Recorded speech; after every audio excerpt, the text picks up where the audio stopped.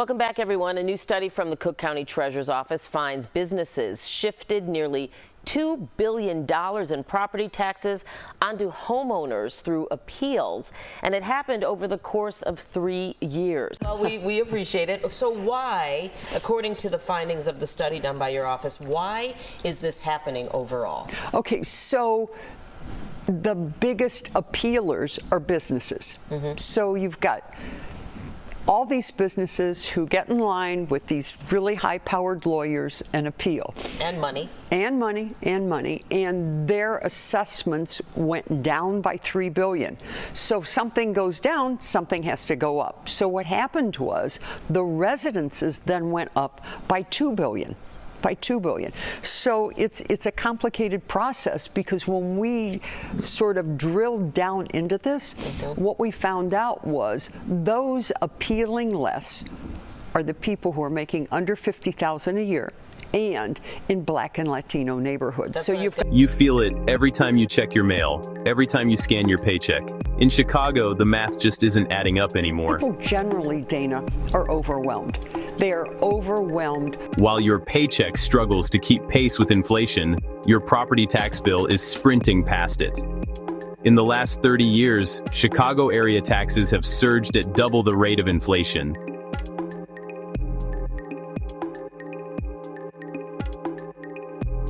Why is this happening? 3 main reasons. The commercial shift. As downtown office values plummet, the tax burden is shifting directly onto homeowners. The pension crisis. In Chicago, nearly 80% of your property tax dollars go toward paying off old pension debt, not current services. School levies. School districts now account for over 55% of your total bill, and they keep asking for more. The result? A catastrophic downward spiral. When taxes become unaffordable, people stop paying. Collection rates are already dropping in South and West Side neighborhoods. This forces rates even higher for those who stay, hollowing out communities and destroying the dream of homeownership for the working class. Chicagoans are at a breaking point. Is it time for a fundamental reform, or is the city's future being taxed away? Tell us your story in the comments. How much has your bill gone up?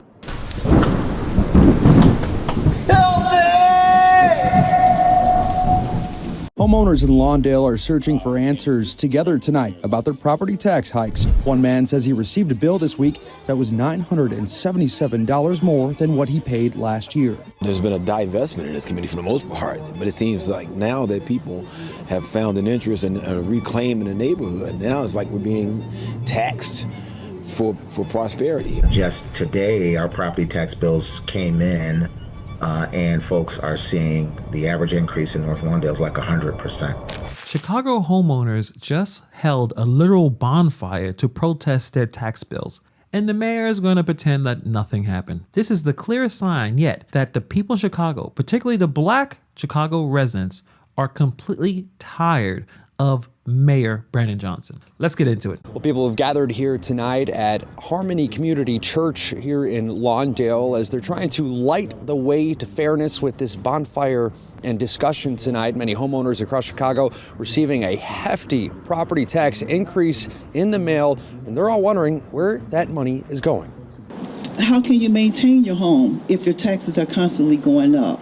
Homeowners in Lawndale are searching for answers together tonight about their property tax hikes. Community leaders partnered with the Lawndale Christian Development Corporation to host this bonfire, allowing neighbors to discuss their options. One man says he received a bill this week that was $977 more than what he paid last year. That is an incredible amount of money, an extra amount of money.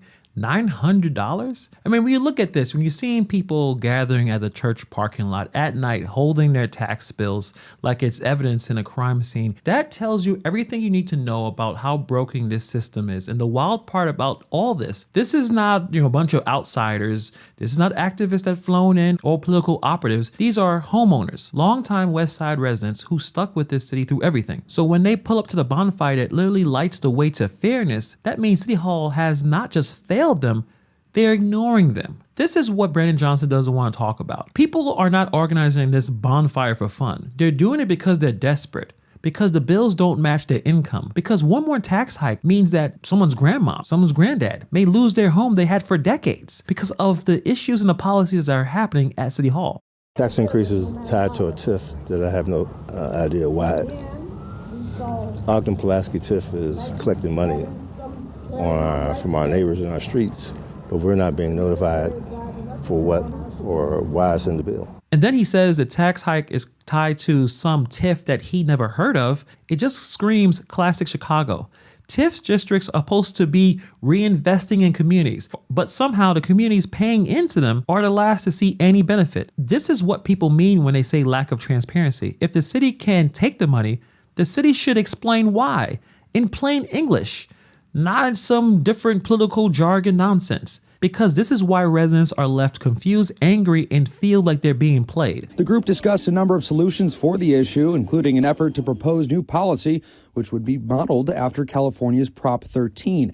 That would limit property taxes to 1% of assessed value, with annual increases capped at 2%. Homeowners are also frustrated because they feel like they're not seeing the tax hikes lead to notable investment in their neighborhoods. There's been a divestment in this community for the most part, but it seems like now that people have found an interest in reclaiming the neighborhood, now it's like we're being taxed for prosperity. Cook County Treasurer Maria Pappas also spoke earlier today on the tax bills while at a Rainbow Push event. She says there are new avenues for homeowners to pay these bills at their own pace. You do not have to pay your bill on December 15th. Did you hear that? But I mean, I understand that point, but that's not really addressing the issues that's going on. Where is the money? Seriously, where is the money going? If your taxes are going up, you should see something that's going on in the neighborhood. They're not really answering that question necessarily, because how can you maintain your home if your taxes keep going up, your income is not increasing, and yet Illinois wants you to continue to pay these taxes? So you can check it out right here. Let's check out the flyer right here, the property tax bonfire. And it says everything you need to know. Illinois has the highest property taxes in the nation, and no one can explain why. It's time to demand clarity, fairness, and simplicity. Key word, transparency. Why are they paying so much money? And it doesn't seem like anything that they're doing with the amount of money they're putting in, they have nothing to show for. You're not going to be able to build wealth or even maintain in a city that treats your house like an ATM that they can shake anytime they need more money. So going back to the gentleman that had the $977 increase, that's not a tax bill. That's a car note. That's Christmas presents. All gone. And the saddest part is he has no idea why the bill jumped. No warning, no explanation, just boom, almost an extra $1,000. You don't have to pay it. Let me tell you why. We went to Springfield last year and set up a payment plan. Pappas says you could go online on December 16th and find payment plans for up to 13 months. That's welcome news to these homeowners, but they still want some clarity on those tax hikes. We understand utilities are going up and things of that nature, but it's a valuation issue. Like we don't have schools we need, there's economics that aren't here, but we're being charged to pay for economics in other people's communities. Now, some people here tell us they haven't even received their property tax bills yet, but we are told that those are going out around Chicago throughout this week. And there was this great interview here with a Longdale resident talking about how these problems are getting worse and worse, explaining despite building affordable homes and trying to revitalize vacant lots, the city and county punish that progress with massive reassessments. Long-term residents and working families are being squeezed out with all of these unpredictable bills and no clear communication from leadership. Residents feel that they're paying for other communities' improvements while seeing no investment back in their own neighborhood. And a couple of organizations here locally have band together to host what they're calling a property tax bonfire, lighting the way to fairness. I want to bring in the executive director of one of those organizations, the Lawndale Christian Development Corporation, Dr. Richard Townsell. So over the past couple years, we've been doing a few property tax appeal sessions. Our organization works with an organization called the North Lawndale Homeowners Association. And so we've helped hundreds of people appeal their property taxes because the assessments ranged when we sat down with the assessor between 15 and 151% increase. So we decided, and our organization also is a developer of affordable housing. And so we own and manage 250 units and we saw our property tax bills going up, astronomically. And so we decided to work with our neighbors to help people appeal. And I don't know of anyone who had a successful appeal of their taxes. And so then we went to the next level and appealed with Larry Rogers' office. And, some people got, some relief. But just today, our property tax bills came in, and folks are seeing the average increase in North Lawndale is like 100%. The average? Yeah. That is shocking. You've called this a broken property tax system. Yes, ma'am, it is indeed. And we are doing sort of a Boston Tea Party kind of moment where we are going to have people bring their property tax bills and have different people give testimonials, folks that are residents, folks that are landlords, folks that are BOMA will be there, the Building Owners and Managers Association. So all sorts of folks, not just in our neighborhood, who see this as a big issue, as Illinois has the highest property taxes in the nation. No homeowner should be paying for a TIF they never heard of, for projects they've never seen, or benefits they will never receive. But here we are, and leadership still has nothing to say. These are the working families who are being crushed by this system. The politicians in Chicago love to talk about being progressive, but what is progressive about forcing people out of their homes with unpredictable bills? Mayor Brandon Johnson loves to talk about how he's investing in the community. He is trying to help the Black and brown community, blah, blah, blah. He does it all the time. But yet, many people are complaining about these bills that are pushing them out their homes. And he doesn't have a good answer for it. However, when it's time to talk about the migrants, he has plenty to say. North Lawndale has dealt with decades of divestment. Empty lots, missing stores, boarded up buildings, broken systems. The second the community starts rebuilding itself, suddenly the tax bill jumps out like someone hit the turbo button. Someone is trying to get paid. How you charge people luxury prices for neighborhoods they refuse to invest in, it's backwards, it's unfair, and honestly, it feels intentional. And these residents aren't stupid. They know what this feels like. They know what time it is. They know what displacement looks like. They know the game and they're calling it out. But remember, Brandon Johnson is supposed to be the champion for the little guy. So going back to Mayor Johnson's budget proposal, most likely it's going to lead to even more tax hikes. That's how math works. You can't spend more, don't cut a whole lot, and expect the bills to go down.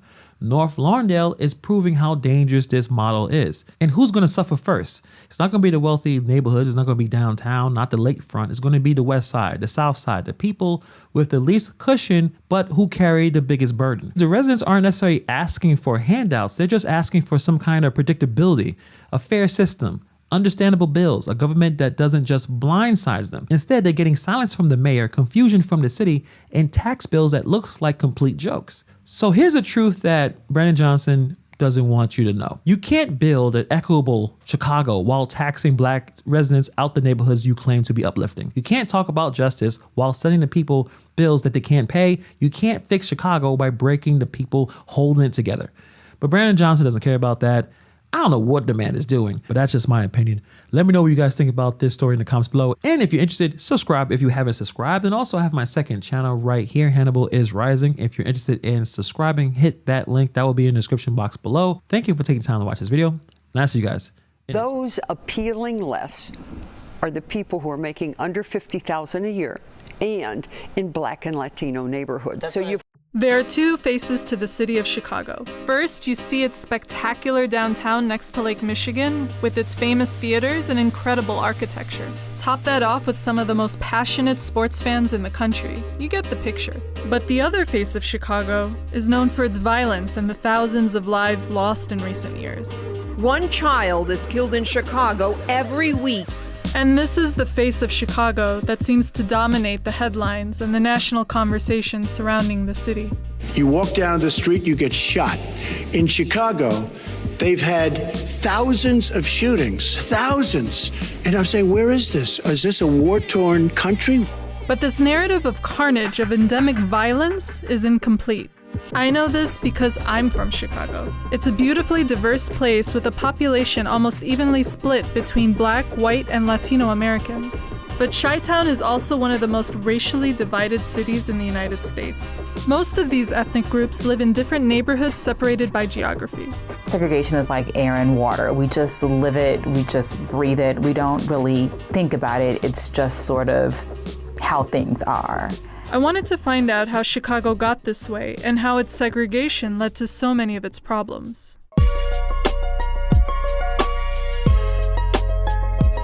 Chicago's segregation is best explained on a map. You have your north side, you have your south side, and you have your west side. To the east is the lake. Those terms, north, south, and west, have subtle meanings that relate to the racial segregation of Chicago. And so when you say the north side, people are sometimes subtly meaning the white side. And the south side, especially today, is predominantly black. And so when you say the south side, you are subtly meaning the black side. Chicago is very territorial. Like for me growing up, it was, okay, I know not to go to Bridgeport. Like this is a place that's not really welcoming to African Americans. This geographic segregation is no accident. It was engineered over years of deliberate policies. In the early 1900s, Chicago was largely a city of white immigrants. The Great Migration of the 20th century brought millions of Black Americans out of the violent Jim Crow South hoping for a better life. By the end of the 1940s, nearly 500,000 Black Americans lived in Chicago, mostly in a small corridor on the south side called the Black Belt. As the Black population increased, they faced housing practices that were completely racist, and yet completely legal.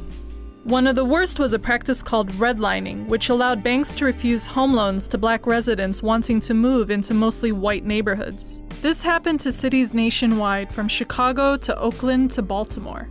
Realtors and homeowners signed restrictive covenants saying they wouldn't sell to Black families in those white neighborhoods. And after World War II, the federal government subsidized white veterans with low-interest loans for fresh new homes in suburbia, complete with big yards and highways to get there.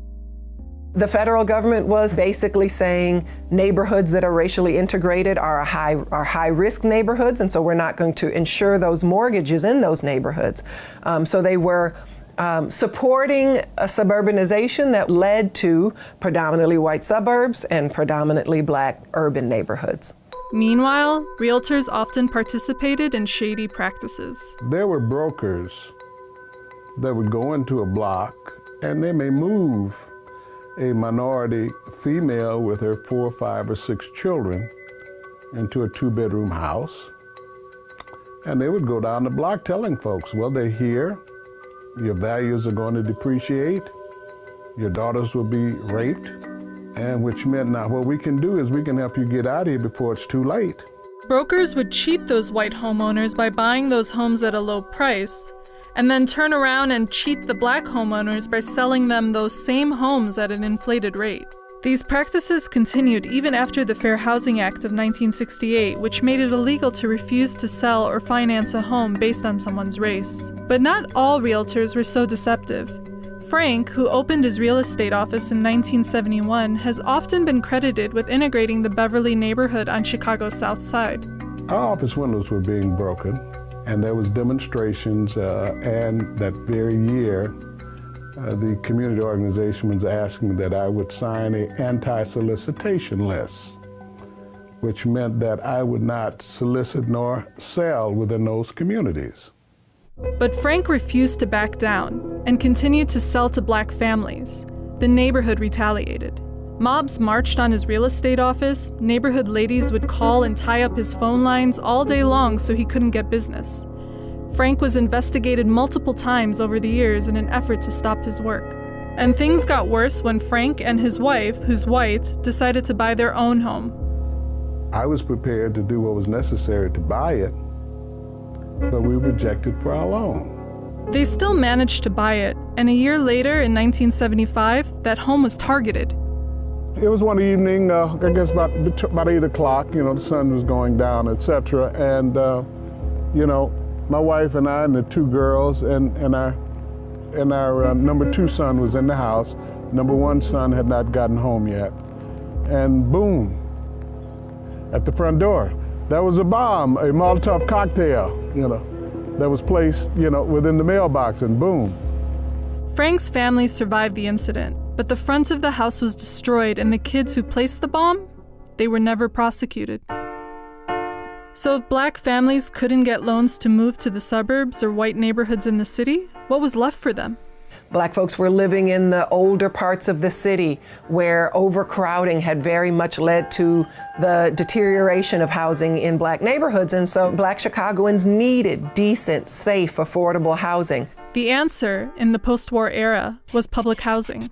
Public housing was welcome. These were brand new buildings built in a style that at that time was awesome. These high rises with elevators and with big green spaces in front of them. So public housing began as paradise for many families. It was an escape from what was deteriorating housing after many decades of overcrowding.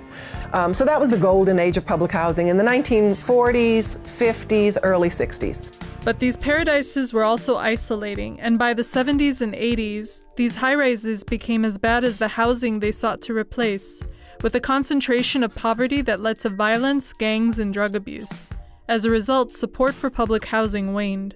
Through their sheer force of humanity, had to maintain their own community because the city and the federal government had very much abandoned them.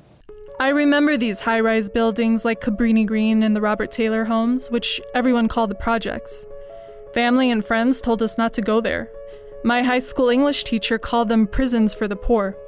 In 2000, the city started demolishing them to try to clean up the neighborhoods.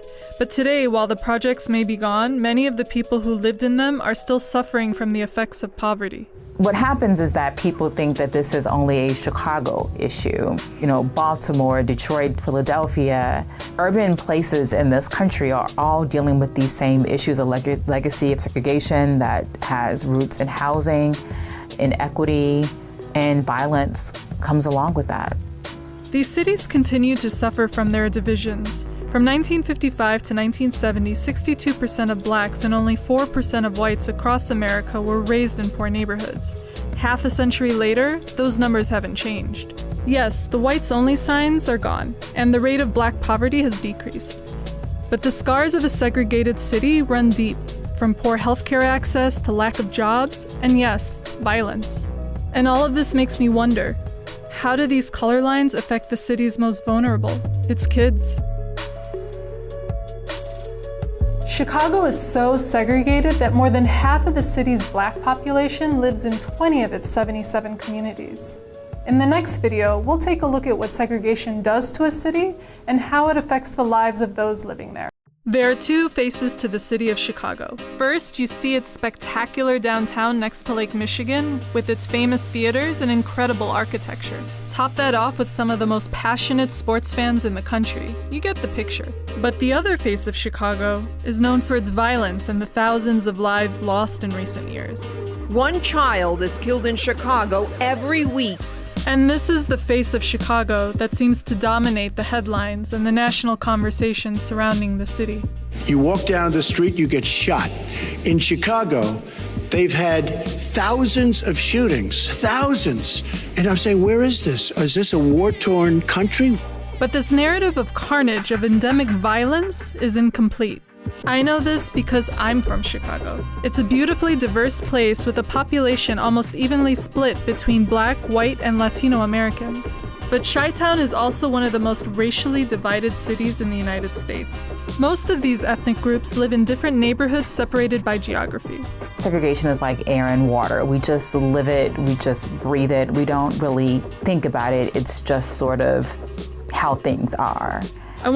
We have seen the effects of gentrification in the USA, in cities like Chicago, New York, and Dallas, Texas, and we will take a look at other global cities and the tribal divide between rich and poor. It is very sad. The USA is showing signs of turning into a third world nation or banana republic. Top 10 countries with the highest number of beggars.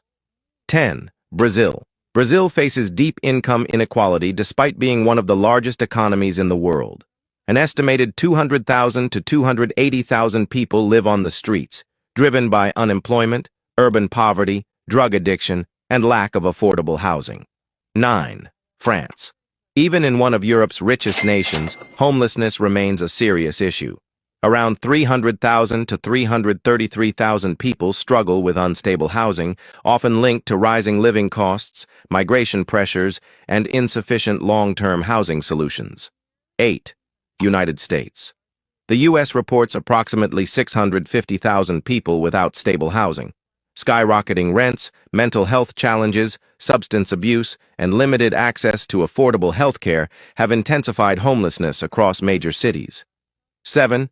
Sudan years of conflict, economic collapse, and displacement have left Sudan with 400,000 to over 1 million people surviving on the streets. Ongoing instability continues to worsen living conditions for the most vulnerable.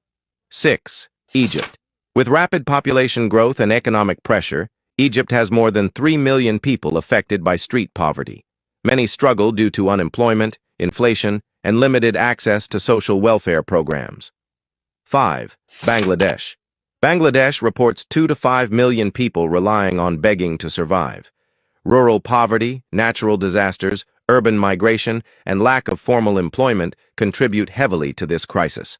4. Democratic Republic of the Congo. Decades of conflict, political instability, and extreme poverty have left approximately 5.3 million people living in desperate conditions, forcing many into begging as a means of survival. 3.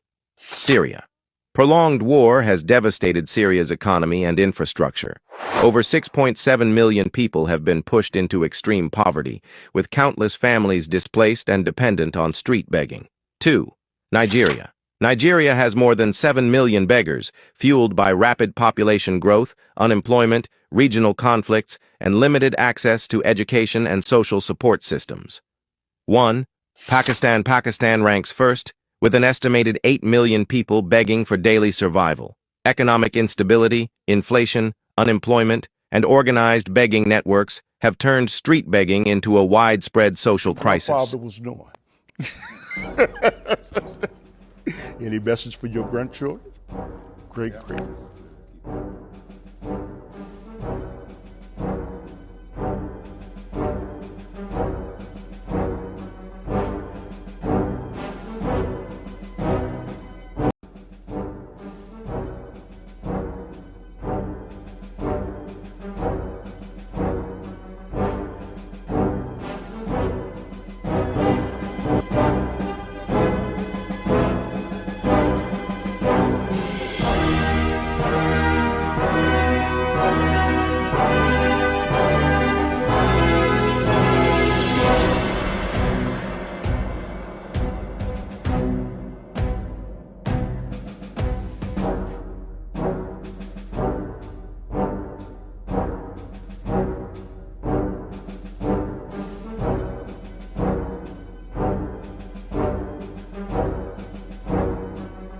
Because I happen to have known someone who was in the NSA.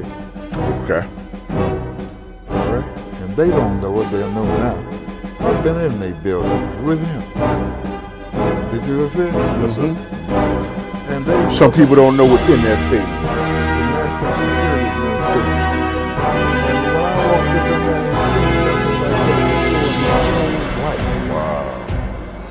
and they got video screens. I mean, from here to 35th Street. Those street cameras, right? Those are the screens like you watch on a computer. Right. All right?